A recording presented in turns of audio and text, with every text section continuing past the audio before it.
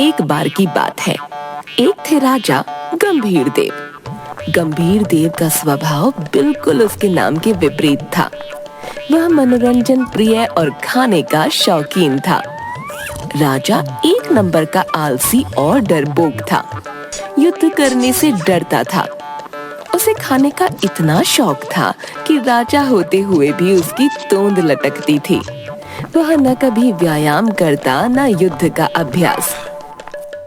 क्या बात है महाराज, आज आप फिर व्यायाम के लिए नहीं आए? क्या करूं मंत्री, तुम तो किसी काम के नहीं हो। सारे राज्य का कार्य मुझे संभालना पड़ता है।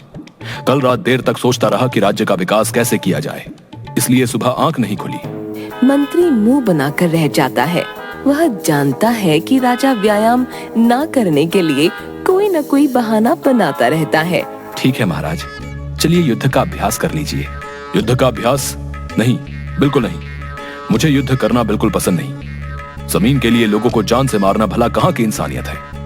मैं कभी युद्ध नहीं करूंगा और न ही युद्ध का अभ्यास करूंगा। महाराज, माना कि आपको युद्ध के नाम पर होने वाली मारकाट से सख्त नफरत है, पर यदि कोई दूसरा राजा हमारे राज्य पर आक्रमण करेगा तब तो आपको युद्ध करना ही पड़ेगा। तो ये इतनी बड़ी सेना और सेनापति किस काम आएंगे? इन्हें युद्ध का अभ्यास करवाओ। मंत्री मुंह बनाकर रह जाता है। ये राजा बहुत डरपोक है। युद्ध करना तो दूर, एक चींटी भी नहीं मार सकता। केवल खा खा कर मोटा होता जा रहा है और बड़ी बड़ी बातें करता है। हे भगवान, केवल सेना के भरोसे कब तक रह सकते हैं? मंत्री, क्या सोच रहे हो? हमारा मन नहीं लग रहा। मनोरंजन का कुछ प्रबंध करो। जी महाराज, आप पहले भोजन कर लीजिए, उसके बाद मैं मनोरंजन का प्रबंध करता हूँ। राजा जब भोजन के लिए बैठता तो एक ही समय में 8 लोगों का खाना खा जाता। सेवक बेचारे उसका पेट भरने तक एक के बाद एक कभी सब्जियां, पूरियां, रोटी, चावल, दालें, मिष्ठान आदि लाते रहते और राजा बड़े मजे से खाने का आनंद लेता रहता। भोजन करने के बाद राजा अपनी रानी और कुछ अन्य मंत्रियों के साथ सिंहासन पर मनोरंजन के लिए बैठता। जोकर के वेश में एक आदमी आता है। वह जीभ बाहर निकालकर टोपी उतारकर उछल उछल कर नृत्य करता है। राजा उसे देखकर बहुत हंसता है। हंस हंस कर लोटपोट हो जाता है। तभी द्वारपाल आता है। महाराज की जय हो, महाराज की जय हो, महाराज की जय हो। तुम्हें दिखाई नहीं देता? ये हमारे मनोरंजन का समय है। महाराज, द्वार पर एक दूत आपके लिए कोई संदेश लेकर आया है। मंत्री, तुम संदेश सुन लो और जब तक ये नृत्य समाप्त नहीं होता कोई विघ्न मत डालना। वह अपने आनंद में मग्न हो जाता है और द्वारपाल मंत्री के कान में कुछ कहता है। मंत्री उसे हाथ से इशारा करता है और नृत्य समाप्त होने की प्रतीक्षा करता है।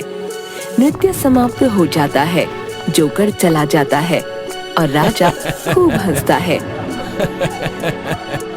महाराज, क्या अब हम दूत को बुला लें? कौन सा दूत? बहुत देर से आया हुआ है, आपकी प्रतीक्षा कर रहा है। क्या मैं उसे सभा में बुला लूं? बुला लो, देखते हैं क्या संदेश लाया है। राजा गंभीर देव की जय हो। महाराज, मैं आपके पड़ोसी राज्य से आया हूँ। पड़ोसी राज्य से? वो तो हमारे मित्र सोमदेव का है। जी महाराज, पर क्या आप ये नहीं जानते कि सोमदेव अब इस दुनिया में नहीं है? ये कब हुआ? कई महीने पूर्व पड़ोसी राज्य के राजा सोमदेव के पुत्र मंगलदेव हैं। मैं उन्हीं का संदेश लाया हूँ। कैसा संदेश? राजा मंगलदेव का कहना है कि आप उन्हें अपना राज्य सौंप दीजिए, अन्यथा वे अपनी सेना के साथ आप पर आक्रमण कर देंगे। संभल कर दूत, जबान संभाल कर बात करो। पर राजा आक्रमण की बात से डर जाता है। आक्रमण? नहीं नहीं, हम युद्ध नहीं चाहते। तुम मंगलदेव से जाकर कहो कि वो हमसे आकर मिले। महाराज, मैं युद्ध का संदेश लेकर आया हूँ और आप उनसे मिलना चाहते हैं? हाँ हाँ, क्यों नहीं, मैं मैत्री चाहता हूँ। तुम जाकर मंगलदेव को कहो कि वो आकर एक बार हमसे मिले। राजा मंगलदेव का संदेश आता है। एक आदमी संदेश पढ़ता है। अरे डरपोक महाराज, मुझे पता है तो युद्ध करने से डरता है, इसलिए मुझसे मिलना चाहता है। चल कोई नहीं, तेरी ये इच्छा भी मैं पूर्ण करता हूँ। तू अपने राज्य की सीमा पर बने भवन में आकर मुझसे मिल। मंत्री को यह संदेश सुनकर क्रोध आता है, किंतु राजा बहुत खुश होता है। राजा मंगल देव से मिलने की तैयारियां शुरू कर देता है। मंगल देव उस भवन में राजा से मिलने आता है। उसे देखकर आओ आओ मित्र, आओ। मेरे लिए जैसे तुम्हारे पिता थे वैसे ही तुम हो। आप मुझे पिताजी जैसा समझने की भूल ना करें। मुझे किसी भी कीमत पर आपका राज्य चाहिए। हाँ हाँ, अब उसके बारे में हम बाद में बात करते हैं। ये कैसा राजा है? मेरी इस बात पर तो किसी को भी क्रोध आ जाना चाहिए। ये मुस्कुरा रहा है। दोनों बैठ जाते हैं। भोजन परोसा जाता है। मंगल देव, खाओ खाओ। मेरे रसोइया के हाथ में जादू है। बहुत स्वादिष्ट व्यंजन बनाता है। एक बार खाओगे तो खाते ही रह जाओगे। आपका मोटा पेट देखकर मैं इसका अनुमान लगा सकता हूँ। दोनों भोजन करते हैं।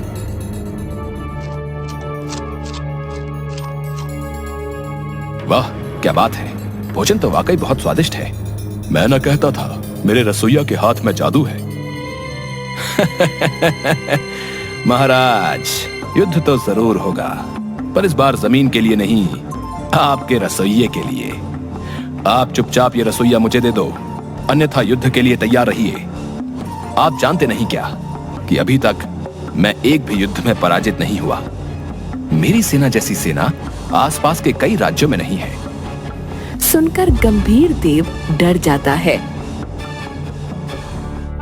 युद्ध? नहीं नहीं, मैं युद्ध नहीं चाहता। युद्ध करना नहीं चाहते हो या युद्ध कर नहीं सकते?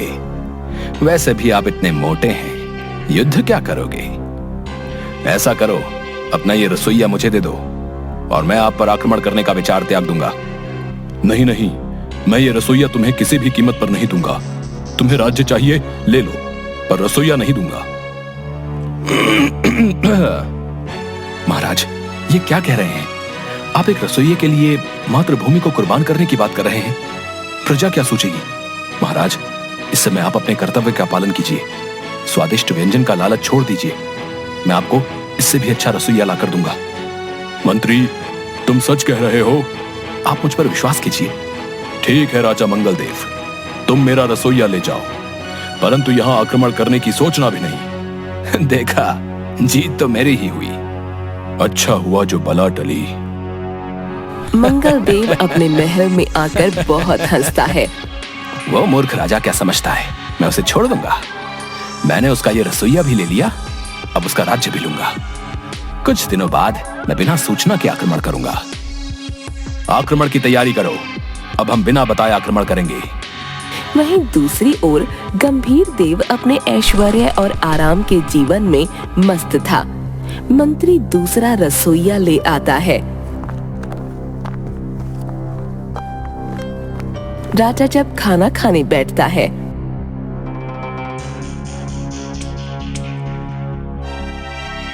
आज कैसे व्यंजन बनाए हैं? बिल्कुल भी लाजवाब नहीं है। मंत्री, ये रसोइया बदलो। महाराज, 2 दिन पहले तो बदला था और उससे 4 दिन पहले भी। तुमने ही तो कहा था कि तुम सर्वश्रेष्ठ रसोइया ढूंढ कर लाओगे। अब तुम्हें लाना पड़ेगा, वरना तुम मेरे लिए खाना बनाओ। वैसे भी तुम बहुत अच्छा भोजन बनाते हो। ये कैसा राजा है? इसे खाने और हंसने के सिवा कुछ और नहीं सोचता। मंत्री बेचारा एक और रसोइया लेकर आता है और राजा को इसका बनाया भोजन पसंद आता है। हाँ, बहुत स्वादिष्ट भोजन बना है। इसी रसोइये को रखो, इसके सिवा और कोई मेरा भोजन नहीं बनाएगा। हे भगवान, धन्यवाद, नहीं तो सारा काम छोड़कर मैं केवल रसोइया ही ढूंढता फिरता। कुछ दिनों बाद राज्य सभा में सभी बैठे थे, तभी द्वारपाल दौड़कर आता है। महाराज की जय हो। क्या आफत आ गई है जो तुम इतनी जोर से बोल रहे हो? महाराज, वो अभी सेना से खबर आई है, मंगल देव ने अचानक आक्रमण कर दिया है और हमारी सेना बौखला गई है। यह खबर सुनकर राजा डर जाता है। क्या? महाराज, आप घबराइए मत, मैं देखता हूँ। आक्रमण हो गया? कौन युद्ध करेगा? महाराज, हमारी सेना मंगल देव की सेना का सामना कर रही है। आप जाइए, युद्ध कीजिए। आपके बिना सेना का मनोबल कैसे बढ़ेगा? युद्ध युद्ध ना बाबा ना, मुझसे नहीं होगा। बहता हुआ रक्त देखकर मेरा जी घबराता है। तभी एक और सेवक मंत्री के पास आता है। गुप्तचर बोलो, क्या पता लगा है? मैंने तुम्हें मंगलदेव के बारे में सब कुछ पता करने के लिए कहा था। सेवक मंत्री के कान में कुछ कहता है। मंत्री कई सेवकों को बुलाकर कहता है, पूरे राज्य में यह अफवाह फैला दो कि राजा के महल के बाहर जितने भी पेड़ लगे हैं उन पर भूतों का वास है, और सभी नागरिकों को महल में बनी गुप्त सुरंग के द्वारा राज्य से बाहर निकालो। मंत्री जी, यह अफवाह फैलाने का क्या कारण है? गुप्त सूत्रों से पता चला है कि मंगलदेव की प्रजा अंधविश्वासी है और वो स्वयं भी भूत आत्मा आदि के अस्तित्व में विश्वास करता है। वो इसके नाम से भी डरता है। इस समय सभी की जान बचाने का यही एक उपाय है। हमारी सेना मंगलदेव की सैन्य शक्ति का सामना अधिक समय तक नहीं कर सकती। सभी सेवक बाहर जाकर तेजी से यह अफवाह फैला देते हैं और थोड़ी ही देर में महाराज, सुनने में आया है कि गंभीर देव के महल के बाहर लगे सभी पेड़ों पर भूतों का वास है। क्या वहां तक जाना उचित है? क्या भूत? पहले तो नहीं सुना था। महाराज, अभी तक तो ये सुनने में आया है कि हमारे कुछ सैनिक जो वहां गए थे वे वापस नहीं लौटे, गायब हो गए हैं। क्या? जी महाराज। तो ऐसा करो, युद्ध और सेना दोनों को यहीं तक सीमित रखो। गंभीर देव अपने महल से जरूर बाहर आएगा। वहीं दूसरी ओर मंत्री अपनी चतुराई से राजा और सभी नागरिकों को राजमहल में बनी गुप्त सुरंग द्वारा राज्य से बाहर निकालकर उनके जीवन की रक्षा करता है।